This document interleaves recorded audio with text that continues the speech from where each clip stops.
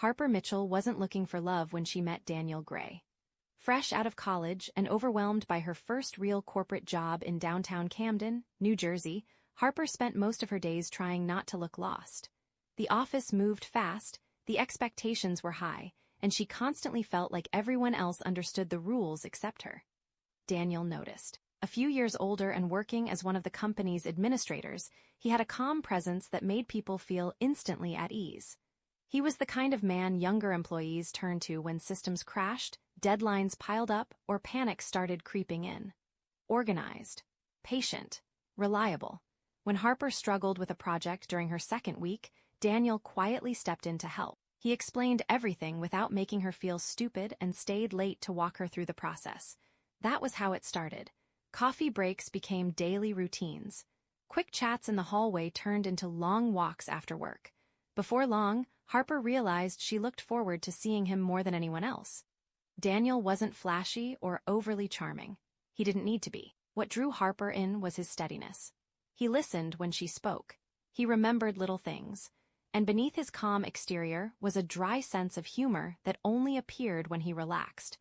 The more time they spent together, the more they discovered how naturally they fit. They both loved music with meaningful lyrics, spontaneous road trips with no destination, and quiet evenings cooking together instead of going out.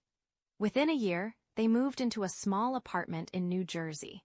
It wasn't luxurious, but it felt like home. They built routines that quickly became traditions: Friday night takeout, Sunday morning pancakes, and monthly weekend escapes to small towns across New Jersey or neighboring Pennsylvania.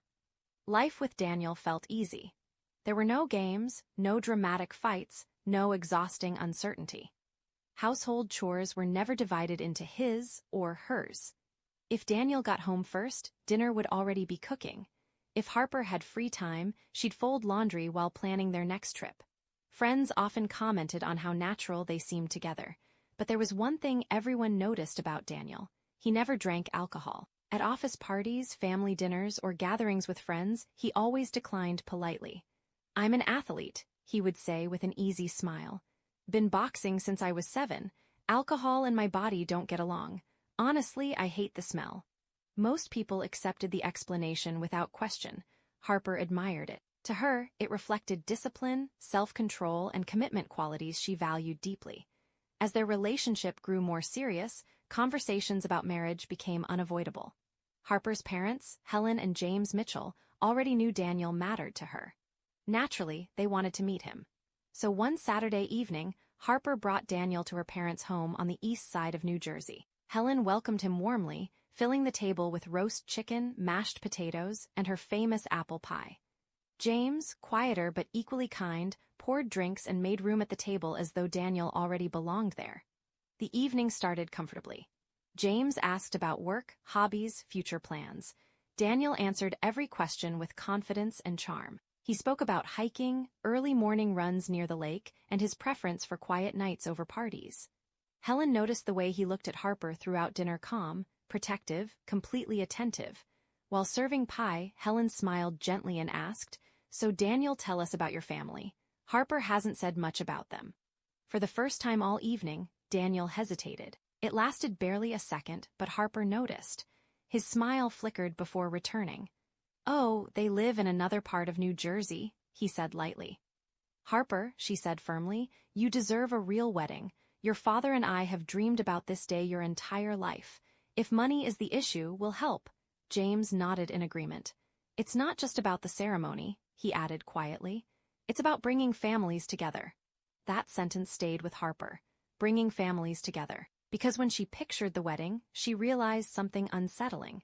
She had no idea who would stand on Daniel's side of the aisle. The following weekend, while folding laundry together, Harper tried again. "My parents really want a bigger wedding," she said carefully. "They're even offering to pay for most of it." Daniel's hands stopped mid-fold. For a moment he stared down at the shirt in his hands before setting it aside. Then he exhaled slowly. "Harper, my parents won't be there." She frowned. "What do you mean? You haven't even invited them yet." "I don't need to," he replied quietly. "They won't come." "But why?" she asked. "This is your wedding too. Don't you want your family there? Your mom, your dad, anyone?" Daniel turned away, jaw tightening. "It's complicated," he muttered. Let's just leave it alone. Harper tried not to push further, but frustration quietly settled in her chest. It wasn't that his family couldn't attend. Life happened. People had difficult relationships. What bothered her was the secrecy. Every time the subject came up, Daniel shut the conversation down immediately, as if even mentioning them crossed a line he refused to let anyone approach. That night, Harper lay awake beside him, staring at the ceiling while Daniel slept soundly at her side. He had given her every reason to trust him. His kindness, his loyalty, his love. And yet a wedding was supposed to unite two families. So why did it feel like Daniel was trying so hard to erase his? Harper told herself Daniel would open up when he was ready. But the questions never really went away. Why had she never met his family? Why did he never call them, mention them, or even say their names? And why did every conversation about them end with silence? At first, the doubts were easy to ignore. Daily life buried them beneath routines, work schedules, and wedding planning. But slowly, they returned again and again, quiet and persistent, like water slipping through cracks in a wall. For the first time since moving in together, Harper began wondering whether she truly knew the man she planned to marry. The thought stayed with her for days. Then one evening, Daniel mentioned he had to leave for a short business trip. It wasn't unusual. His job occasionally sent him to other parts of New Jersey for administrative work. He even asked if she wanted to come along. Harper declined, pretending she had reports to finish. Daniel accepted the answer easily. The next morning, before sunrise, he kissed her forehead, grabbed a small overnight bag, and left for the airport. Harper stood at the apartment window watching the taxi disappear into the darkness. Her heart pounded, because she had already made up her mind. That evening, while cleaning the apartment, she searched Daniel's car. At first, she found nothing unusual: old receipts, insurance papers, loose change. Then inside the glove compartment, tucked beneath a stack of unopened mail, she found a folded envelope addressed to Rebecca Gray, Pennsauken, New Jersey. Harper stared at the name. Rebecca. She remembered Daniel mentioning it once by accident. His mother. For several minutes, she simply sat there holding the envelope. This felt wrong, like crossing a line she could never uncross.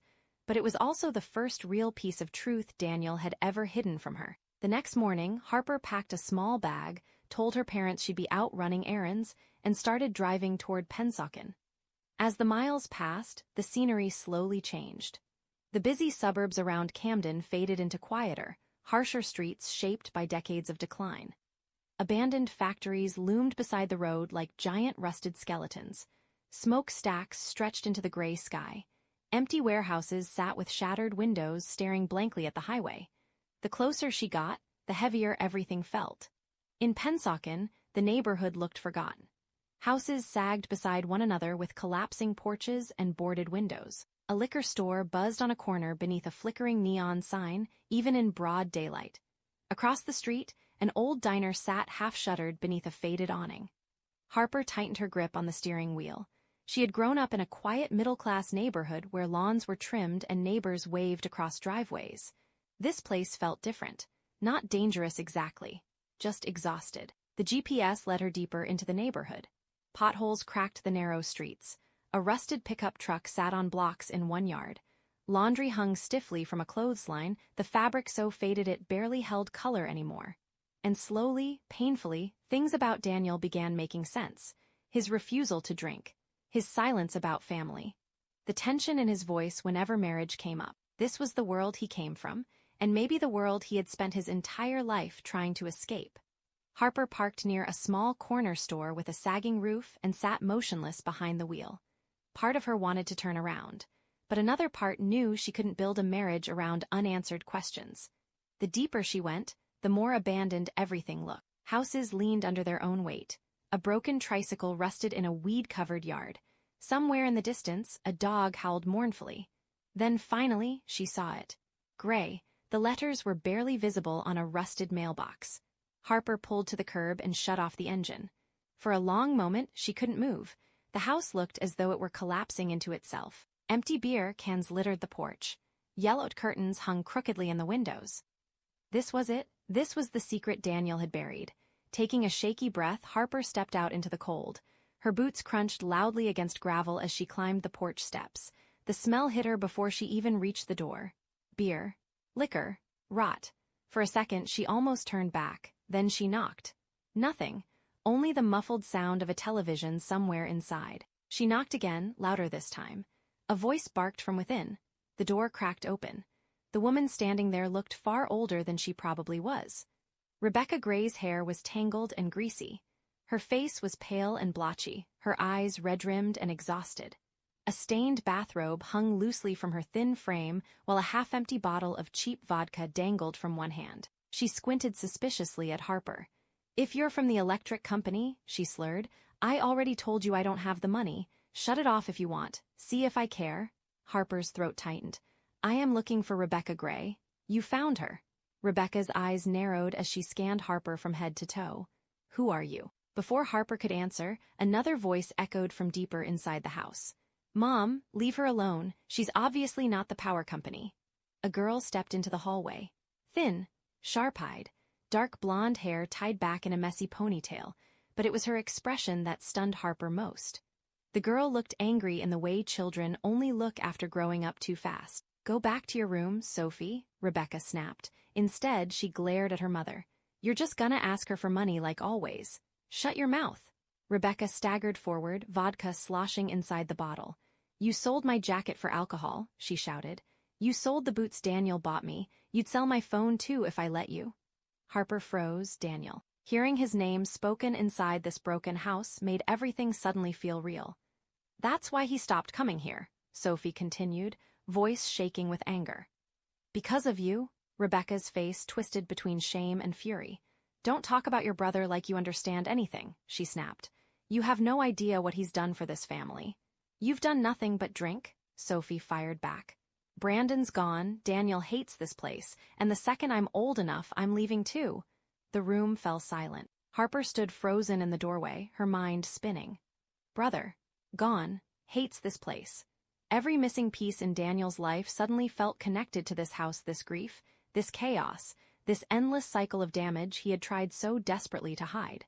And for the first time since meeting him, Harper realized Daniel's silence hadn't been about secrecy.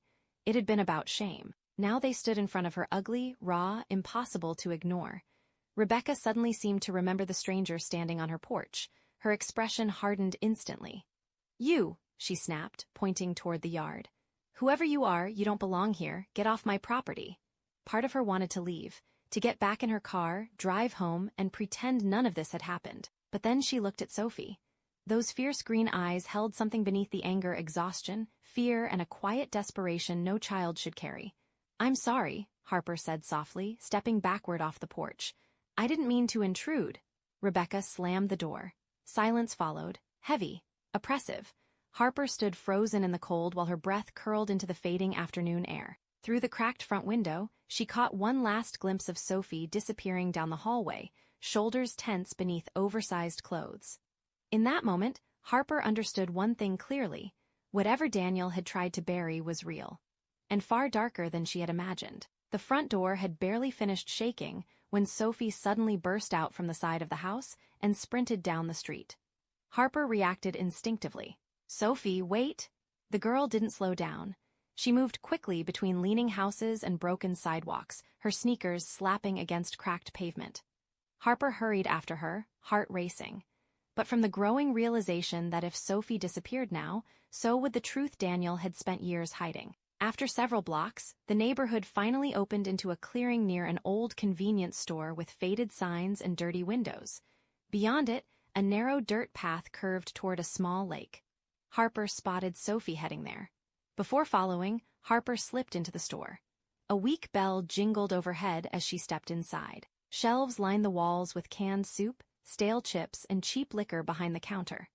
Harper grabbed cookies, beef jerky, and a few brightly wrapped lollipops from a jar near the register. The cashier barely looked at her.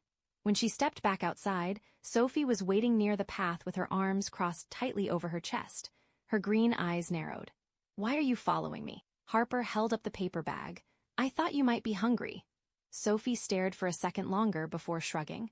"Fine," she muttered, "but I'm not going back home." Together, they walked down the narrow trail toward the lake. Bare trees surrounded the shoreline, their branches skeletal against the gray winter sky. Sophie dropped onto a fallen log near the water and pulled her knees to her chest. Harper sat a few feet away and quietly placed the snacks between them. "Take whatever you want," she said gently. Sophie hesitated before reaching for a cookie. For a while, neither of them spoke. The only sounds were the soft ripple of water and distant traffic somewhere beyond the trees. Finally, Sophie broke the silence. "You're not from around here," she said quietly. "I can tell." Harper nodded. "No. Then why did you come?" Harper hesitated. Then she told the truth. "I know your brother, Daniel." Sophie's head snapped toward her instantly. Her expression hardened with suspicion. "You're lying." "I'm not," Harper said quickly. "I'm engaged to him. We're supposed to get married." For a long moment, Sophie simply stared. Then something in her expression shifted. Small, almost invisible, but enough. Sophie looked back at the lake. "He only comes around when he thinks things are getting really bad." The words landed heavily. "He doesn't talk about us, does he?" Sophie asked after a moment. "No, he never does." A bitter laugh escaped the girl's throat. "Of course he doesn't." She unwrapped a lollipop but didn't eat it right away. "Why would he want you seeing this place?"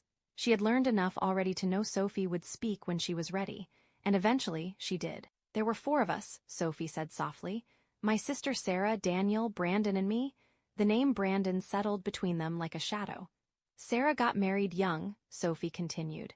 "Too young. She's got kids now. Her husband drinks almost as much as Mom does. Sometimes the cops show up at their apartment." She shrugged bitterly. "Nothing ever really changes around here." Harper listened silently. "Daniel left first," Sophie said. "Community college, jobs, anything to get out." Despite the bitterness in her voice, Harper could hear admiration underneath it. "He still came back, though," Sophie admitted. "Every weekend sometimes. He'd bring groceries, clothes, school supplies. He tried to help us." Her expression darkened. "But Mom would just sell half of it for alcohol." Harper lowered her eyes. Suddenly, Daniel's refusal to drink felt less like discipline and more like survival. "Brandon stayed," Sophie whispered after a long pause. Her voice softened when she said his name. "He was different. He thought he could fix everything." The wind stirred across the lake. Sophie's fingers tightened around the lollipop stick. "He protected me," she continued quietly. "Protected all of us, really, especially from Mom's boyfriends." Harper's stomach tightened. "One of them was named Tony," Sophie said. "Mean, always drunk, always angry." She swallowed hard. "One winter night, he came after Mom with a knife. I don't even remember what they were fighting about anymore." Her voice became distant, as though she were watching the memory instead of speaking it. Brandon stepped in. Harper stopped breathing. Sophie stared at the dark water. "He told me to run to the neighbor's house," she whispered. "But before I got outside, I heard Mom screaming." The silence that followed felt unbearable. When Sophie finally spoke again, her voice barely rose above the wind. "Brandon didn't make it." Every piece of Daniel suddenly fit together with devastating clarity. The silence, the guilt, the shame, the desperate need to outrun his past. "That's why Daniel stopped coming home much," Sophie said quietly. "He blames himself. He thinks if he'd stayed, Brandon would still be alive." The wind rippled across the lake, carrying the faint smell of smoke from somewhere in the distance. Harper swallowed hard. For so long, she had mistaken Daniel's silence for secrecy. But sitting beside Sophie now, she finally understood what it really was. Grief. And deep beneath that grief, a man terrified that the people he loved would see where he came from and decide he was broken too. "Something stupid, probably," Sophie whispered. "They were always fighting." Her eyes stayed fixed on the lake. "Brandon tried to stop him, tried to get between them." She swallowed hard. "Mason stabbed him before anyone could do anything." The words hit Harper like a physical blow. Her hand flew to her mouth. Sophie's voice dropped lower. By the time the ambulance came, it was too late. The wind moved softly through the bare trees. "Daniel wasn't here that weekend," Sophie continued. "There was a snowstorm. Roads were closed. He kept saying later that if he'd been home, Brandon wouldn't have died." A bitter laugh escaped her throat. "The funeral, he screamed at Mom, said she killed him." Sophie's jaw tightened. "And maybe she did." Harper closed her eyes briefly. In her mind, she could almost see it unfolding: the cramped living room, the shouting, the flash of steel, Brandon collapsing. "After that, Daniel barely came back," Sophie said quietly. "Not really. He came one last time to pack his things. He made sure I had clothes and school stuff, opened a bank account for me, sends money whenever he can. But he won't step inside the house anymore." Harper felt tears sting her eyes. He told Mom if she ever brought another man around me, he'd call the cops himself, Sophie added. And everybody believed him. For the first time since arriving in Pennsauken, Harper understood something clearly. Daniel hadn't abandoned his family, he had escaped it. And somehow, despite everything, he was still trying to protect the little sister he left behind. "That's why he doesn't drink," she said. "That's why he never talks about us." Her expression hardened again, but this time the anger seemed directed more at life itself than at any one person. "He hates alcohol, hates what it does to people." Her voice cracked softly. "And he blames himself for Brandon every single day." For a long moment, neither of them spoke. The lake shimmered beneath the fading afternoon light while the world slowly turned gray around them. Harper stared at the water, trying to absorb everything she had learned. She thought about the Daniel she knew, the man who laughed quietly when she burned pancakes, the man who folded laundry beside her without complaint, the man who kissed her hand absent-mindedly while walking through grocery stores. And now she finally saw the grief beneath all of it. Not shame, pain. Pain so deep he had spent years building walls around it. Harper wiped at a tear sliding down her cheek. For the first time, she fully understood why Daniel refused alcohol so completely. To him, drinking wasn't casual. It was destruction. It was broken homes, screaming fights, shattered childhoods. It was blood on a living room floor. And a brother he could never bring back. The drive home felt endless. Sophie's words replayed in her mind over and over. 4 siblings. A mother consumed by addiction. A brother buried too young. And Daniel carrying guilt that had never truly belonged to him. Harper tightened her hands on the steering wheel. For years, she had mistaken his silence for distance. Now she understood it had been survival.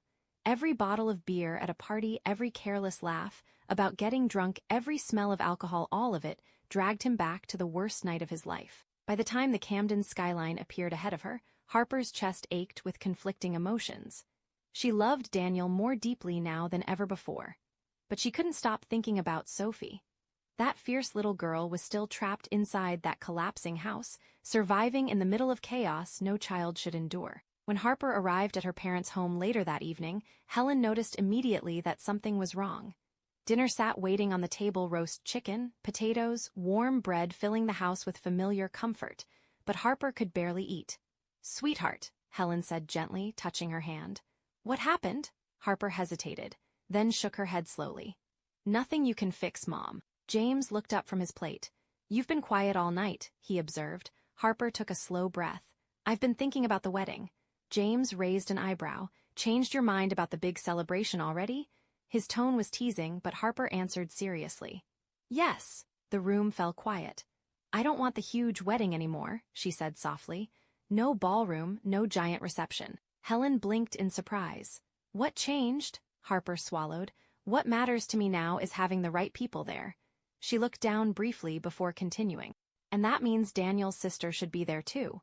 Helen frowned slightly. "Sister? Her name is Sophie," Harper explained. "She's 12. Something in Harper's voice immediately softened both of her parents' expressions. "She deserves better than the life she's living," Harper continued quietly. "And Daniel, he's been trying to help her from a distance for years." James leaned back slowly. "Harper," he said carefully, "you barely know this girl." "I know enough." The firmness in her voice surprised even her. Her eyes filled with tears. "You and Mom gave me stability, safety, love. Sophie's never had any of that." "If Daniel and I are starting a life together," Harper said, "I don't want his sister left behind pretending she doesn't exist." Helen exchanged a glance with James. Then she reached across the table and squeezed Harper's hand gently. "You really care about her?" Harper nodded immediately. "She's just a kid," she whispered. "And she's already carrying more pain than most adults." James sighed quietly. There was no resistance left in his face now, only concern and a trace of admiration. "Well," he muttered, "I guess we don't need the ballroom after all."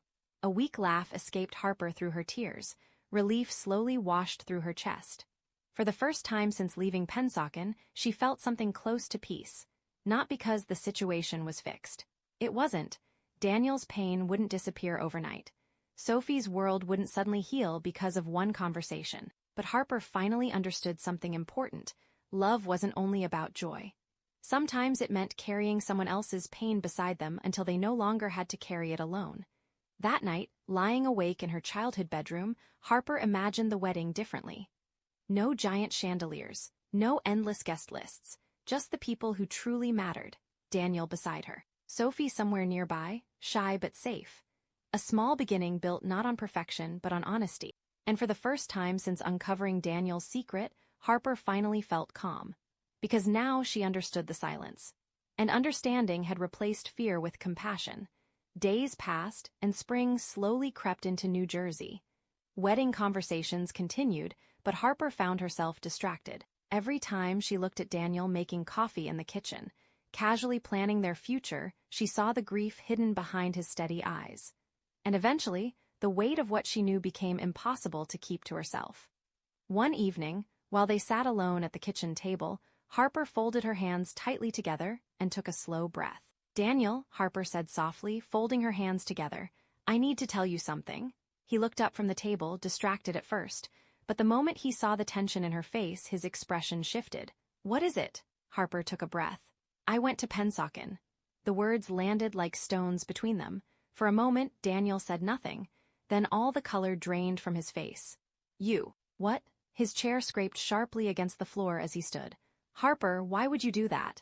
His voice cracked with panic. "How could you?" "I met Sophie." The name froze him completely. His hand tightened against the edge of the table hard enough for his knuckles to whiten. "You shouldn't have gone there," he whispered. "You don't understand what that place is like." His breathing quickened. "You don't know what she's been through, what I've spent years trying to keep you away from." Harper reached carefully toward him. "Daniel, listen to me," but he pulled back as if her touch burned. "I never wanted you to see any of that," he said, voice shaking. "That world destroys people. I promised myself I'd never drag you into it." Harper kept her voice calm. "I know about Brandon." Daniel flinched. The reaction was immediate, physical, devastating. "She told me everything." For several long seconds, silence filled the apartment. Then slowly, Daniel sank back into his chair and buried his face in his hands. His shoulders trembled. "I should have been there," he said hoarsely. "If I'd made it home that weekend, if I'd pushed through the storm," his voice broke completely. "Brandon would still be alive." Harper's chest tightened painfully. "He shouldn't have had to fight alone," Daniel whispered. "I failed him." "No," Harper said firmly. "You didn't." He shook his head violently. "You don't know what it's like living with that memory. The blood, the screaming. My mother too drunk to even understand what happened until it was over." His hands clenched tightly together. "I spent years trying to bury it, trying to pretend none of it existed." Harper moved closer this time, resting her hand gently over his fists. "Surviving isn't the same thing as healing," she said softly. Daniel's eyes lifted toward hers, red-rimmed and exhausted. "Sophie still needs you," Harper continued. "And whether you like it or not, she's part of our life now." "When we get married," Harper whispered, "I want her there, not because I pity her, because she's your family." Daniel stared at her silently. Then finally, "You really mean that?" "I do. We can't change what happened to Brandon, but maybe we can give Sophie something different." Daniel swallowed hard. For years, he had carried his grief alone, hidden beneath silence and routine and carefully controlled distance. Now, for the first time, someone was asking him to stop running from it. "You think Brandon would want that?" Harper asked quietly. Daniel's eyes filled instantly. After a long moment, he nodded. "Yes," he whispered. "He would." Silence settled over the apartment once more, but this time it no longer felt heavy with secrets. For the first time, Daniel allowed someone to see the full weight of his pain. And Harper stayed. Steady, unflinching, holding it beside him. In that moment, the wedding stopped being about decorations or traditions. It became something far more important, a chance to build a family that wasn't defined by the brokenness of the past, but by the choice to stand together despite it. Late that spring, beneath bright morning sunlight, Harper and Daniel stood together inside the Manning County Courthouse. There were no towering flower arrangements, no orchestra, no long guest list, just polished floors, sunlight pouring through tall windows, and the quiet hum of paperwork being prepared nearby. Harper wore a simple cream-colored dress that brushed her knees. Daniel stood beside her in a navy suit. When the judge asked them to join hands, Harper felt him squeeze tightly, not out of fear, out of gratitude. The ceremony itself lasted only minutes. A few vows. And suddenly, they were husband and wife. Helen dabbed tears from her eyes while James cleared his throat gruffly, pretending not to get emotional. A few close coworkers offered congratulations, but the moment Harper would remember forever came afterward. Sophie stepped forward shyly in a borrowed floral dress Harper had bought for her days earlier. She looked small, fragile even, but her green eyes shone brightly. "You look beautiful," she whispered to Harper. Then she wrapped her arms tightly around Daniel. He bent immediately, holding her close, burying his face against her shoulder as emotion overtook him. For the first time in years, Daniel allowed himself to believe family didn't always have to end in pain. After the ceremony, everyone walked together to a small diner nearby. It wasn't glamorous. Vinyl booths, chrome stools, the smell of coffee and bacon lingering in the air. But somehow, it felt perfect. Plates of pancakes, burgers, and omelets crowded the table while Harper's best friend snapped candid photos on her phone, Daniel laughing softly while Sophie grinned beside him. Helen teaching Sophie how to stir cream into coffee properly. James leaning back with one of the rarest expressions Harper had ever seen on him, pure contentment. At one point, the waitress realized the gathering was a wedding celebration. A few minutes later, she returned carrying a slice of pie with congratulations written in chocolate syrup across the plate. She refused to let them pay for it. Everyone cheered as Harper and Daniel shared the first bite together. No champagne, no crystal glasses, and yet somehow it felt richer than any grand ballroom ever could. As lunch ended, Daniel stood slowly from his seat. His voice caught slightly when he began speaking. "I know this isn't the kind of wedding most people picture," he admitted, "but honestly it's more than I ever thought I deserved." The table fell quiet. "For a long time, I didn't think I could have this. Peace, love, a real family. And having my sister here," his voice broke completely. He reached for her hand beneath the table. "It means everything to me." Sophie squeezed his hand tightly. Her chin trembled, though she tried hard not to cry. "I'm glad you didn't forget me," she whispered softly. Daniel closed his eyes briefly, as if hearing those words healed something inside him he had believed was broken forever. Later, Daniel pulled Harper aside. He held a small envelope in his hands. "There's something else," he said quietly. Inside were legal documents. "I already talked to a lawyer." Harper looked up in surprise. "I want to become Sophie's guardian." Emotion instantly filled Harper's eyes. "There'll be hearings," he continued. "Home evaluations, CPS involvement. It won't be quick. But I can't leave her in that house anymore." Harper touched his cheek gently, smiling through tears. "Then we'll do it together." She glanced toward Sophie standing nearby beneath the warm afternoon sun. "Our family." Outside, the golden light stretched across the street as the three of them walked side by side. Sophie held both of their hands tightly, as though afraid to let go. For years, Daniel had associated family with grief, guilt, and loss. But now, with Harper on one side and Sophie on the other, he felt something he hadn't allowed himself to feel in a very long time. Hope.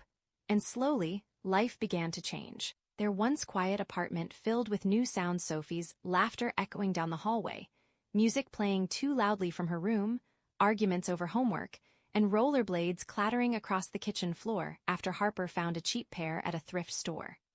In the weeks that followed, life slowly settled into a new rhythm. Sophie's school book spread across the kitchen table each evening, her handwritten notes mixing with Daniel's work documents and Harper's lesson plans.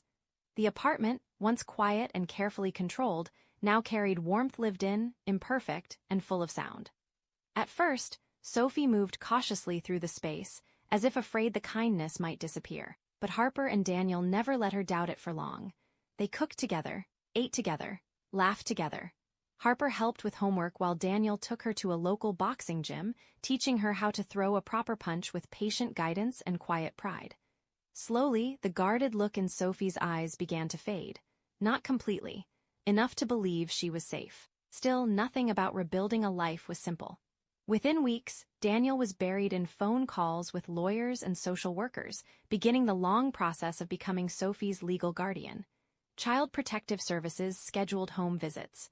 Their apartment was inspected, their finances checked, their lives examined in detail. Background checks. Reference letters. Every step felt like being tested. One evening, after a particularly long call, Daniel dropped onto the couch and rubbed his face with exhaustion. "It feels like they're waiting for me to fail," he muttered. Harper sat beside him immediately, resting her head on his shoulder. "They're not waiting for you to fail," she said softly. They're making sure Sophie is safe. She took his hand. And she is. You've already been taking care of her in every way that matters. And slowly, the system began to agree. At the first hearing, the judge reviewed everything: Daniel's clean record, stable employment, and the strong support system surrounding them. Harper, her parents, the life they were building. Rebecca did not contest the petition. In fact, she didn't appear at all. By the end of summer, Daniel was granted full guardianship. When they walked out of the courthouse that day, Sophie clutched the official papers tightly in her hands as if they were something sacred, proof that she finally belonged somewhere. Daniel knelt in front of her, his voice breaking. "You're with us now, for good. No one can take that away." Sophie collapsed into his arms, holding on as if she had been waiting her entire life to hear those words. And for the first time, the Gray family began to heal. Not by forgetting the past, but by choosing a different future. Months later, on a cold November morning, Daniel spoke quietly. "I want to take you both somewhere." Sophie paused mid-bite. "I want to visit Brandon," he said. The words carried weight but no hesitation, so they drove in silence toward his hometown. The sky was pale and winter-thin as they reached the cemetery outside town. Bare trees stretched into the cold air. Daniel carried a small bouquet of white chrysanthemums. His steps were slow, heavy, familiar with grief. They stopped in front of a modest headstone. Brandon Gray, beloved son and brother. For a long moment, Daniel said nothing. Then his knees gave slightly as he sank down in front of the grave. His shoulders shook. "I'm sorry," he whispered. "I should have been there. I should have protected you." Tears fell freely now, carving paths down his face. Harper knelt beside him and wrapped her arms around his back. Sophie stood quietly nearby, no fear, no confusion, only understanding beyond her years. She placed a small hand on Daniel's shoulder. "You didn't fail him," Harper said gently. "You were just a kid too. You've carried this long enough." For years, he had carried that moment like a weight chained to his soul. But now something began to shift. The grief was still there, but it no longer had the final word. Soft snow began to fall, slow, quiet, almost sacred, covering the cemetery in a fragile white silence. Harper took Daniel's hand. Sophie took the other. And for the first time, they stood not as survivors of a broken past, but as a family choosing to move forward. Daniel exhaled shakily. "Let's go, Brandon, thank you," he whispered. They walked back toward the car as snow deepened around them, covering the ground like a soft reset of everything that had come before. For Harper, the moment became something she would carry forever. A reminder that love could not erase pain, but it could transform it, something shared. And for Daniel, the truth finally became simple. It was what stood beside him now. Harper, unwavering; Sophie, unbreakable. As snow continued to fall, covering the world in quiet white, Harper finally understood. Love and forgiveness do not erase the past, but they make it possible to live beyond it. And in that truth, the Gray family found peace at last. If you suspect anyone from your family is taking advantage of your resources, or if your family makes you feel small so they can feel big, remember this: you do not need to set yourself on fire to keep the family warm. You do not need to be the draft horse. Sometimes the most powerful thing you can do is unplug the castle, walk out the front door, and never look back. Thank you so much for listening to this story. I'd love to know where you're tuning in from today, so leave a comment below and tell me what you thought about the ending. Please don't forget to subscribe to my page, like this video, and share the good news to everyone. Until next time, stay strong and stay free.